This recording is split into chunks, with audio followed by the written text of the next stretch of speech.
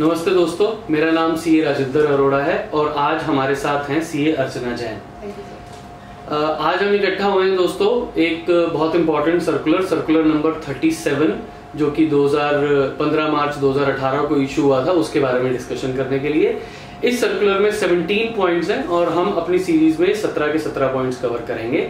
ये सर्कुलर जो है दोस्तों दो बेसिक सर्कुलर्स और उसके बाद उनकी क्लैरिफिकेशंस के बारे में बात करता है। दो पहले सर्कुलर्स थे, सर्कुलर नंबर 17 जो कि 15 नवंबर को इशू हुआ था और सर्कुलर नंबर 24 जो कि 21 दिसंबर को इशू हुआ था।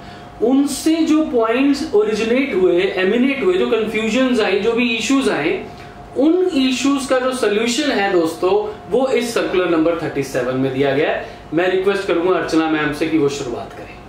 Thank you sir, thank you for this opportunity. सबसे पहला पॉइंट आता है non availment of duty drawback.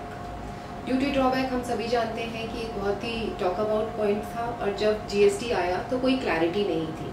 Concept था हायर रेट ऑफ ड्यूटी का, higher rate of duty drawback under customs, जो कि 30 सितंबर 2017 तक प्रिवेल रहा। तो लोगों को ये कंफ्यूजन था कि अगर हम higher rate of duty drawback ले रहे हैं तो क्या हमें बाकी जो हमारे रिफंड्स हैं आईटीसी के, क्या वो मिलेंगे या नहीं मिलेंगे। अब ये एम्बिग्यूटी क्यों आई? क्योंकि जो प्रोवाइजो है, थर्ड प्रोवाइजो अंडर सेक्शन 54(3) वो बात करता है कि अगर आपने कहीं पे भी ड्यूटी ड्रॉबैक लिया है सेंट्रल टैक्सेस का तो आपको आईटीसी का रिफंड अलाउड नहीं होगा। अब वो एम्बिग्यूटी आती है सेंट्रल टैक्सेस की, बट जब ये लॉ ही 1 जुलाई से एप्लीकेबल है तो उससे पहले जो ड्यूटी ड्रॉबैक है तब सेंट्रल टैक्सेस थे ही नहीं।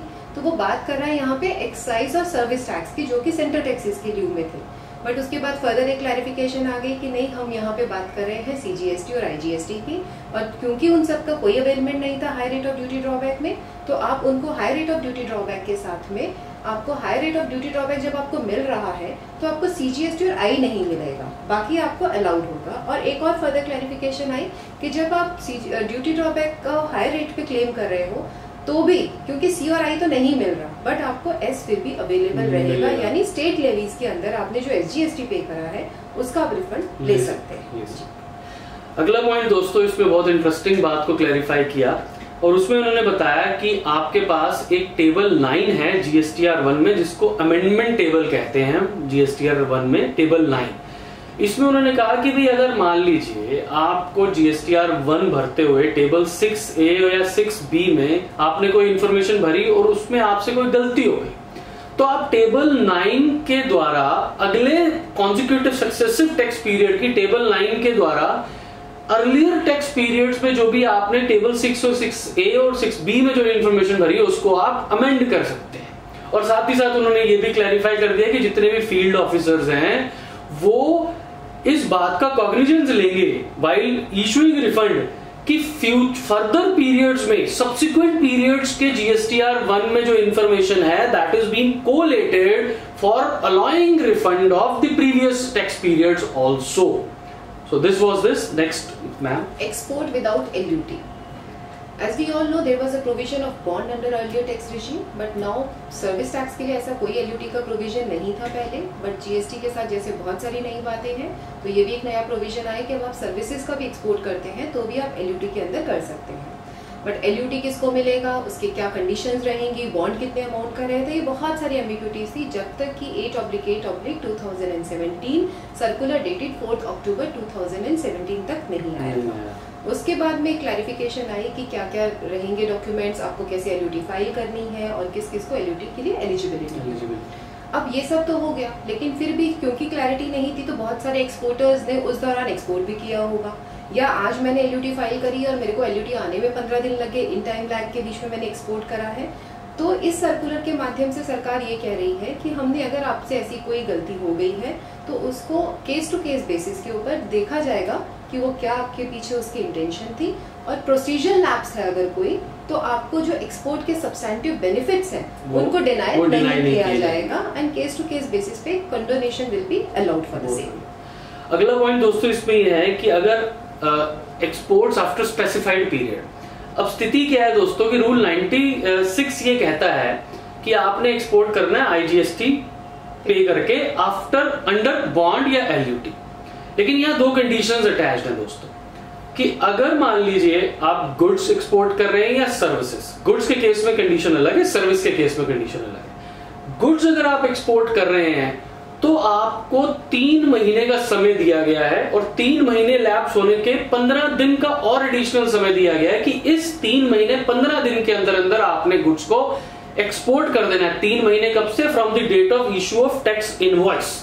अगर आज टैक्स इनवॉइस इशू किया है तो आज से 3 महीने, उसके 3 महीने खत्म होने के 15 दिन के अंदर अंदर आपने एक्सपोर्ट कर दिया तो बहुत अच्छी बात है दोस्तों। और अगर नहीं किया तो आपको टैक्स और इंटरेस्ट दोनों पे करना है। और सर्विसेज के केस में क्या कंडीशन लगाई दोस्तों कि अगर आपने कोई सर्विस की, इनवॉइस के 1 साल और उसके 15 दिन, फिर 1 साल से 15 दिन, अगर 1 साल 15 दिन के अंदर अंदर अगर आपका फॉरेक्स फॉरेन एक्सचेंज इंडिया में आ गया तो कोई प्रॉब्लम नहीं है, वरना आपको टैक्स और इंटरेस्ट पे करना पड़ेगा। अब क्या हुआ कि रिफंड इशू करते हुए फील्ड ऑफिसर्स जो भी जुरिस्डिक्शनल कमिश्नर्स हैं वो ये इंसिस्ट करने लगे कि भाई आप जो है आपने क्योंकि स्पेसिफिक टाइम पीरियड में गुड्स का एक्सपोर्ट नहीं किया या फॉरेक्स आपके पास एक स्पेसिफाइड टाइम पीरियड में नहीं आया तो आप क्या करो कि आप IGST पे करो। तो डिपार्टमेंट ने क्लैरिफाई किया कि भाई अगर मैं आज IGST पे करवा दूं और कल उसको 0 रेटेड का स्टेटस दे दूं क्योंकि भाई बाद में गुड्स तो एक्सपोर्ट होने ही है, पेमेंट तो आनी ही आनी है, तो उसका कोई लॉजिक नहीं है।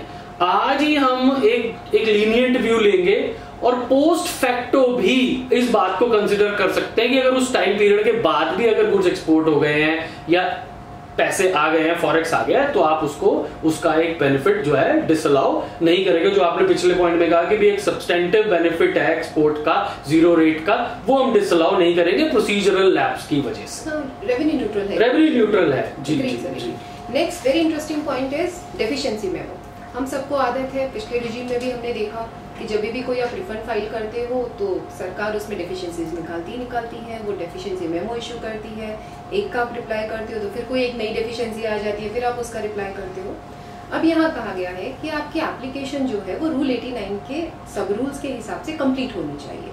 ठीक है जी, आपने कंप्लीट एप्लीकेशन फाइल कर दी and still if government sees कि उसमें कोई ना कोई डेफिशिएंसीज रह गई हैं तो then as per rule 90 of CGST rules उनको एक डेफिशिएंसी मेमो इशू करना है, but it has to be 1 deficiency memo per refund application. ऐसा नहीं हो सकता कि आप मल्टीपल डेफिशिएंसी मेमोज इशू करते जाइए।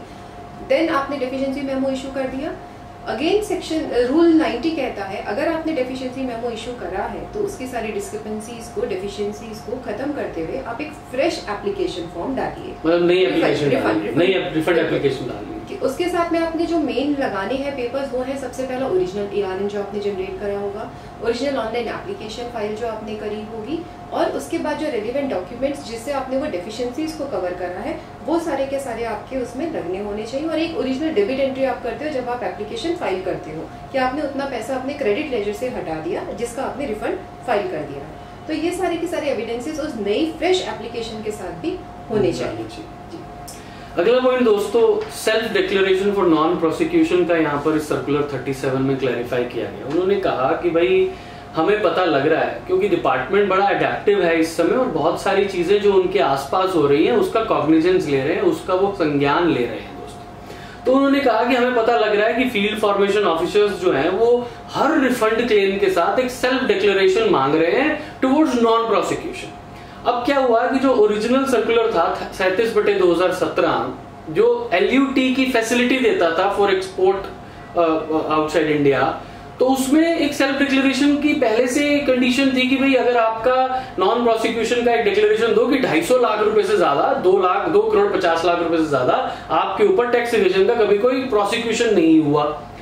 अगर आपने ऑलरेडी LUT वहां पर ली हुई है और वो डिक्लेरेशन दी ही होगी तभी LUT मिली है, तो डिपार्टमेंट ये क्लैरिफाई कर रहा है कि भाई हर रिफंड एप्लीकेशन के साथ इस केस में नॉन प्रोसिक्यूशन के सेल्फ डिक्लेरेशन की जरूरत नहीं है। So next point is really very interesting and many will be really facing this issue. It is refund of your transitional credits. जी मैम, बहुत इंटरेस्टिंग पॉइंट। ट्रांजिशन अपने आप में एक बहुत ही टॉक अबाउट पॉइंट था। ट्रांस 1 को लेके लोगों में बहुत सारी परेशानियां रही। सो अब ट्रांजिशनल क्रेडिट आपका पास ऑन हो गया। अब हमारे पास 2 ऑप्शंस हैं एक्सपोर्ट के अंदर। एक्सपोर्ट पहली बात तो रिफंड देता ही देता सिर्फ 2 सिनारियों में, और वो है 0 रेटेड और इन्वर्टेड ड्यूटी स्ट्रक्चर। उन दोनों के अंदर भी अगर आप देखोगे तो एक वर्ड आता है रेलेवेंट पीरियड, यानी ITC की डेफिनेशन वहां दी हुई है as per rules net ITC। Net ITC means the input tax credit availed on inputs and input services during that relevant period. So the word important is the relevant period. And if I talk about transitional credit, so transition credit is the credit that you are getting today for all the taxes and duties that you have paid in the earlier regime or the earlier laws. So it cannot be fulfilled within the definition of relevant period. Absolutely. So apparently, going by that definition of net ITC, they have further clarified that refund of transitional credit will not be available in case of refund of duties in relation to your zero rated or your inverted duty structure. मतलब जो opening credit हम carry forward करके ला रहे हैं, अगर हम zero rated supply करते भी हैं तो भी उसका रिफंड हमें नहीं मिल सकता। आईटीसी का जो आपने एक्यूमुलेटेड आईटीसी जो हम कैरी ओवर करके लेकर वहाँ पे उसने पहले ही सेग्रीगेट कर दिया, 4A 4B को भी सेग्रीगेट किया हुआ है, यानी डीम्ड एक्सपोर्टर मर्चेंट एक्सपोर्टर को भी जब सेग्रीगेट किया है तो उसने ट्रांजिशन को भी सेग्रीगेट करा हुआ है। सिर्फ रेलेवेंट पीरियड का आईटीसी आपको एलिजिबल ही है, आप अलाउ है। अगला पॉइंट दोस्तों ये है कि क्या होता है, कई बार मेरे जीएसटी इनवॉइस और शिपिंग बिल में वैल्यू का डिफरेंस आ जाता है, डिस्क्रिपेंसी आ जाती है। वेरी कॉमन एरर, बहुत कॉमन एरर है। तो उसमें हम क्या करें, डिपार्टमेंट क्या बताता है हमें क्या करना चाहिए। कहते हैं पहली बात तो देखो जी, आप रूल 46 में इनवॉइस इशू करते हो जीएसटी के सीजीएसटी रूल्स में, फिर उसके बाद सेक्शन 15 के हिसाब से आपकी वैल्यू डिटरमाइन होनी चाहिए, जो उन्होंने हमें रीएट्रिएट किया है, ऑलरेडी हम लोग सब जानते भी हैं इस बात में। लेकिन उन्होंने कहा कि अगर आपका जीएसटी का टैक्स इनवॉइस और शिपिंग बिल में अगर वैल्यू का अंतर है तो हम दोनों में से जो लोअर होगा ना, वो हम रिफंड के लिए उसको सैंक्शन कर देंगे। मतलब refund shall be sanctioned on the lower of the two values if there is a difference between GST invoice value and the shipping bill value. So दोस्तों, ये तो आज का हमारा फर्स्ट 9 पॉइंट्स हैं जो कि हमारे सर्कुलर नंबर 37 में है। हम रिमेनिंग पॉइंट्स को अगली सीरीज में लेकर आएंगे। तब तक आप हमारे वीडियोस देखते रहें और हमारे वीडियो को, चैनल को सब्सक्राइब भी करें ताकि आपको फ्रेश वीडियोस का इंटीमेशन अपने आप आ सके। मेरा नाम है सीए राजेंद्र अरोड़ा, इसी के साथ CA Archana Jain, saying you goodbye. Thank you very much.